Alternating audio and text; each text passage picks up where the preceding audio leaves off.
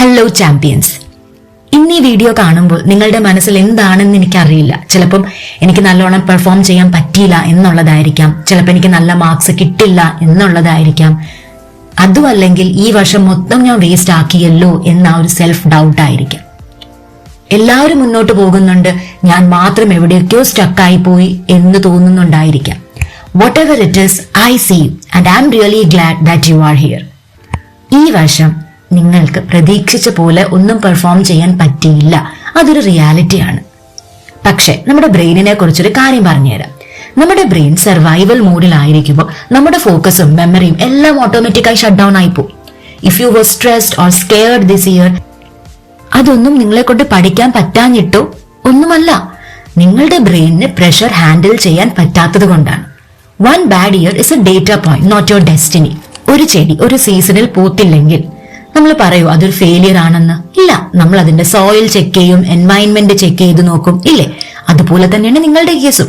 So please stop self blaming. പിന്നെ comparison, അത് നിങ്ങളെ അകത്തു നിന്നും കാർന്ന് കഴിച്ചുകൊണ്ടേയിരിക്കും. ഫ്രണ്ട്സിന്റെ സ്റ്റാറ്റസ് കാണുന്നുണ്ടായിരിക്കും, എനിക്ക് നല്ല കോളേജിൽ അഡ്മിഷൻ കിട്ടി, എനിക്ക് നല്ല മാർക്സ് സ്കോർ ചെയ്യാൻ പറ്റി എന്നൊക്കെ. ഇതൊക്കെ കാണുമ്പോൾ നമ്മുടെ മനസ്സിൽ തോന്നും എന്നെ കൊണ്ട് ഇതിനൊന്നും സാധിച്ചില്ലല്ലോ എന്ന്. പക്ഷേ മക്കളെ, നിങ്ങൾ ഒരു കാര്യം മനസ്സിലാക്കുക, you are not in a race with them, you are in a completely different story. ഒരു കാറ്റർപില്ലർ ബട്ടർഫ്ലൈ ആകാൻ എടുക്കുന്ന സമയമുണ്ടല്ലോ, അത് ഓരോ സ്പീഷീസിലും ഡിഫറെന്റ് ആണ്. അതുപോലെ തന്നെയാണ് നിങ്ങളുടെ ടൈം ലൈനും. നിങ്ങളുടെ കംബാക്ക് സ്റ്റോറി എന്ന് പറയുന്നത് അത് ടോട്ടലി ഡിഫറെന്റ് ആയിരിക്കും. സോ ഇപ്പം നിങ്ങൾ കടന്നു പോകുന്ന ആ ഒരു ഇമോഷൻസ് ഉണ്ടല്ലോ, അത് ഫീൽ ചെയ്യുക, കംപ്ലീറ്റ് ആയിട്ട് ഫീൽ ചെയ്യാൻ നോക്കുക.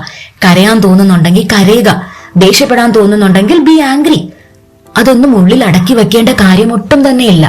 പക്ഷേ കരഞ്ഞു കഴിഞ്ഞാൽ അല്ലെങ്കിൽ ദേഷ്യപ്പെട്ട് കഴിഞ്ഞാൽ അത് അവിടെ നിർത്തണം. Then you have to get up. Not because everything is perfect, but because staying down forever was never an option for someone like you. നിങ്ങളുടെ അകത്ത് ആ ഒരു പൊട്ടൻഷ്യൽ ഉള്ളത് കൊണ്ടാണ് നിങ്ങൾ ഇപ്പോഴും ഈ വീഡിയോ കണ്ടുകൊണ്ടിരിക്കുന്നത്. ആ ഒരു സ്പാർക്ക് അത് ഇന്നും നിങ്ങളുടെ അകത്തുണ്ട്. സോ പ്രാക്ടിക്കലി ഇനി വരുന്ന അക്കാഡമിക് ഇയർ നമുക്ക് എങ്ങനെ ഇംപ്രൂവ് ചെയ്യാം എന്നുള്ളത് നോക്കാം. So first is find the reason. Why was it hard? എന്തുകൊണ്ടാണ് നിങ്ങളുടെ ഈ ഒരു അക്കാഡമിക് ഇയർ നിങ്ങൾ വിചാരിച്ച അത്രയും സക്സസ്ഫുൾ ആകാത്തത്?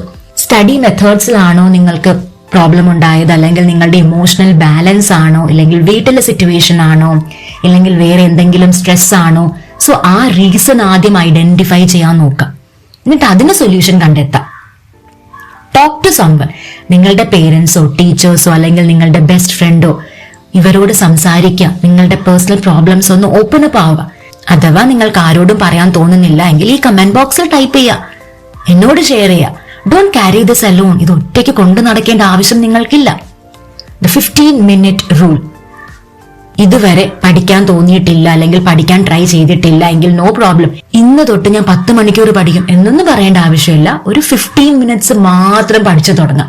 ബിക്കോസ് ആ ഒരു 15 minutes നിങ്ങൾക്ക് ഫോക്കസ് ചെയ്യാൻ പറ്റിയെങ്കിൽ, നിങ്ങൾക്ക് എന്തെങ്കിലുമൊക്കെ പഠിക്കാൻ പറ്റിയെങ്കിൽ യു ക്യാൻ ഡു ഇറ്റ്. ബാക്കിയുള്ള ടൈം നിങ്ങൾ ഓട്ടോമാറ്റിക്കലി പഠിച്ചുകൊണ്ടേയിരിക്കും. Be kind. നിങ്ങളുടെ ഫ്രണ്ടിനോ നിങ്ങളുടെ റിലേറ്റീവിനോ ആണ് ഈ സിറ്റുവേഷൻ വന്നെങ്കിലോ നിങ്ങൾ അവരെ ആശ്വസിപ്പിക്കില്ലേ? അതേപോലെ തന്നെ ആ ഒരു ജെന്റിൽനെസ്സോട് കൂടി തന്നെ സ്വയം പെരുമാറുക. നമ്മളെ ഒരു ഹ്യൂമൻ ബീയിങ് ആയിട്ട് തന്നെ കൺസിഡർ ചെയ്യാൻ നോക്കാം. ഒരു മാർക്ക് ഷീറ്റിന് ഒരിക്കലും നിങ്ങളുടെ വാല്യൂ ഡിസൈഡ് ചെയ്യാൻ പറ്റില്ല. You have not lost, you just had a hard year. And hard year ആണ് നിങ്ങളെ ഇനിയുള്ള അക്കാഡമിക് ഇയർ ബിൽഡ് ചെയ്യാൻ പോകുന്നത്.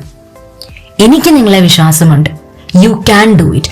നിങ്ങളുടെ ഈ ഒരു അക്കാഡമിക് ഇയറിലെ കംബാക്ക് എന്ന് പറയുന്നത് ഇറ്റ് ഷുഡ് ബി ഓസം. നിങ്ങൾ തന്നെ പ്രൗഡ് ഫീൽ ചെയ്യണം, യെസ് എന്നെ കൊണ്ട് ഈ ഒരു അക്കാഡമിക് ഇയർ ഇംപ്രൂവ് ആകാൻ പറ്റിയല്ലോ എന്നുള്ളത്. So believe in your self and have A wonderful day. Video ഇഷ്ടപ്പെട്ടെങ്കിൽ ലൈക്ക് ചെയ്യാനും ഷെയർ ചെയ്യാനും ചാനൽ സബ്സ്ക്രൈബ് ചെയ്യാനും മറക്കരുതേ. Thanks for watching.